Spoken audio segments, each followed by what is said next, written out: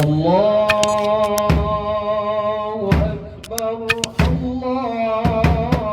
Syederalon Pemkab Biren menggelar takbiran keliling menyemarakan Idul Fitri 1443 Hijriah pada Minggu 1 Mei 2022 malam. Pawai takbir yang dipimpin Bupati Biren Muzakkar Agani dan dihadiri unsur Forkopimda Biren ini dimulai dari depan pendopo Bupati, lalu dilanjutkan mengelilingi kota Biren. Pelaksanaan pawai takbir keliling mendapat pengamanan dari jajaran Polres Biren, Dinas Perhubungan, dan Satpol PP serta WH Biren. Bupati Biren Muzakkar Agani dalam sambutannya saat pelepasan peserta menyampaikan ucapan terima kasih kepada seluruh unsur panitia pelaksana baik sipil, TNI maupun Polri yang telah mempersiapkan segala sesuatu sehingga acara ini dapat berjalan sesuai harapan.